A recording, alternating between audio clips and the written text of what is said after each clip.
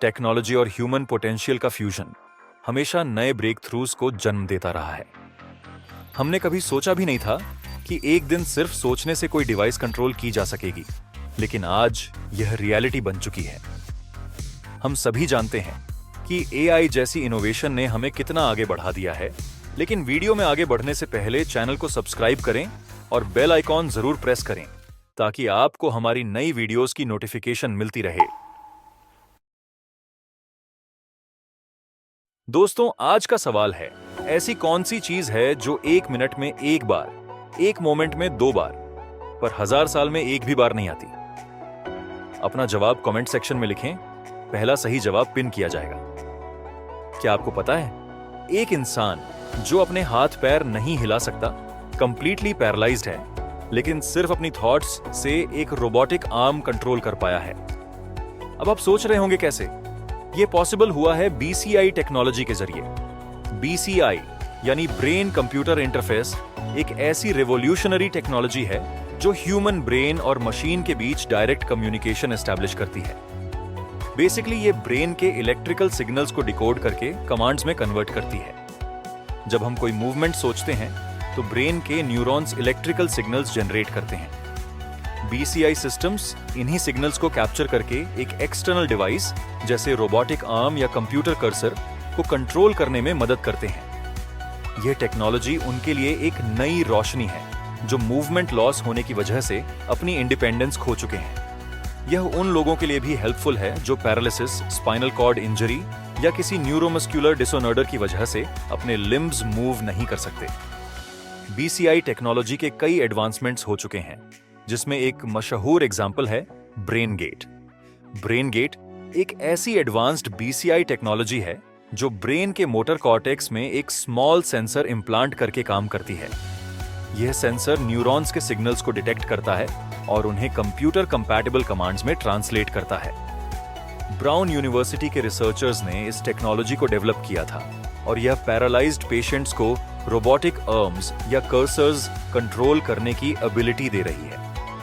एक real life example की बात करें तो 2012 में एक पैरालाइज्ड वुमन ने ब्रेन गेट सिस्टम का यूज करके एक रोबोटिक आर्म से अपने आप कॉफी पी, जो उनके लिए 15 सालों में पहली बार पॉसिबल हुआ। इलॉन मस्क का न्यूरोलिंक भी BCI टेक्नोलॉजी में एक बड़ा नाम बना रहा है, जो इस फील्ड में और भी रेवोल्यूशनरी चेंजेस लाने का इरादा रखता है। जनवरी 2024 में न्यूरोलिंक ने अपना पहला सक्सेसफुल ह्यूमन इम्प्लांट किया।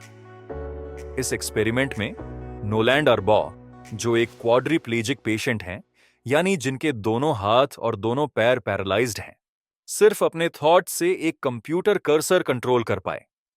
उन्होंने इस इम्प्लांट की मदद से गेम्स खेली, इंटरनेट ब्राउज किया और डिजिटल वर्ल्ड से इंटरैक्ट किया। न्यूरोलिंक का विजन है एक high bandwidth wireless BCI system develop करना, जो ब्रेन और एक्सटर्नल डिवाइसेस के बीच सीमलेस कम्युनिकेशन एनेबल करे। इस टेक्नोलॉजी का पोटेंशियल इतना ज्यादा है कि न्यूरोलिंक ने टेलीपैथी और टेलीकाइनेसिस जैसे ट्रेडमार्क्स भी फाइल किए हैं, जो इंडिकेट करता है कि कंपनी फ्यूचर में शायद टेलीपैथिक कम्युनिकेशन और विजन रेस्टोरेशन जैसी एडवांस्ड फंक्शनैलिटीज पर काम करने का सोच रही है। BCI इम्प्लांट्स ट्रेडिशनली एक इन्वेसिव प्रोसेस होते थे, लेकिन स्टेंट-रोड टेक्नोलॉजी इस फ्रेमवर्क को चेंज कर रही है। यह एक ऐसी मिनिमली इन्वेसिव BCI डिवाइस है जो बिना ओपन ब्रेन सर्जरी के ब्लड वेसल्स के थ्रू ब्रेन में प्लेस की जा सकती है।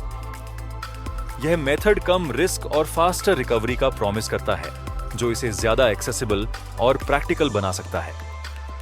2020 में 2 पेशेंट्स ने स्टेंट-रोड का यूज करके बिना किसी वायर के सिर्फ अपने थॉट से कंप्यूटर कंट्रोल किया, जो इस टेक्नोलॉजी के लिए एक और बड़ा माइलस्टोन था।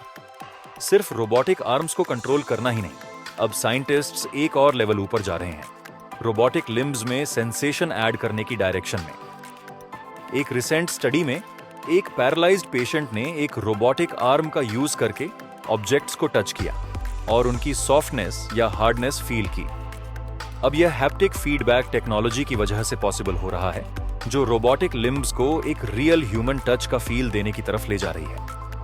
अगर यह और एडवांस हो जाए तो फ्यूचर में प्रोस्थेटिक लिम्ब्स इतने नेचुरल लग सकेंगे कि कि उनका यूज करने वाले इंसान को अपने असली हाथ पैर का एक्सपीरियंस मिलेगा। लेकिन जितनी ये टेक्नोलॉजी प्रॉमिसिंग है, उतने ही चैलेंजेस भी हैं। BCI सिस्टम्स अभी भी बहुत एक्सपेंसिव हैं, जो इसके वाइड स्प्रेड अडॉप्शन में एक बड़ी रुकावट है। इसका सर्जिकल इम्प्लांटेशन और ब्रेन सिग्नल इंटरप्रिटेशन एक कॉम्प्लेक्स प्रोसेस है जो हाईली स्पेशलाइज्ड मेडिकल टीम्स और इंफ्रास्ट्रक्चर डिमांड करता है। एक और मेजर कंसर्न है डेटा सिक्योरिटी, क्योंकि यह टेक्नोलॉजी ह्यूमन ब्रेन के सिग्नल्स को रीड करती है, तो प्राइवेसी और एथिकल कंसर्न्स भी उठते हैं। फिर भी एक्सपर्ट्स का मानना है कि अगले 10 से 15 सालों में BCI टेक्नोलॉजी और एक्सेसिबल और अफोर्डेबल हो जाएगी। न्यूरल इम्प्लांट्स और रोबोटिक लिम्स और भी एफिशिएंट और कॉस्ट इफेक्टिव हो सकेंगे, जो डिफरेंटली एबल्ड इंडिविजुअल्स के लिए नई अपॉर्चुनिटीज खोलेंगे। न्यूरालिंक और ब्रेन गेट जैसे इनोवेटर्स इस फील्ड को कंटिन्यूअसली पुश कर रहे हैं, और जो प्रोग्रेस अब तक हुई है उससे लगता है कि यह सिर्फ एक शुरुआत है। आज हम एक ऐसे ईरा की शुरुआत देख रहे हैं जिसमें सिर्फ दिमाग से रोबोटिक आर्म्स को कंट्रोल किया जा सकता है, और आने वाले कल में हो सकता है कि एक पैरालाइज्ड इंसान अपनी बॉडी का कंट्रोल वापस पा सकेगा। यह टेक्नोलॉजी सिर्फ मेडिकल वर्ल्ड तक सीमित नहीं रहेगी, बल्कि सोसाइटी के हर एस्पेक्ट में एक रेवोल्यूशन ला सकती है। डिसेबिलिटीज को ओवरकम करने से लेकर ह्यूमन इंटेलिजेंस और एफिशिएंसी को एनहांस करने तक BCI एक ऐसी दुनिया का दरवाजा खोल रहा है जिसमें ह्यूमन और मशीन एक दूसरे से सीमलेसली कनेक्टेड होंगे। वीडियो अच्छी लगी तो लाइक, शेयर, कमेंट और सब्सक्राइब कर देना।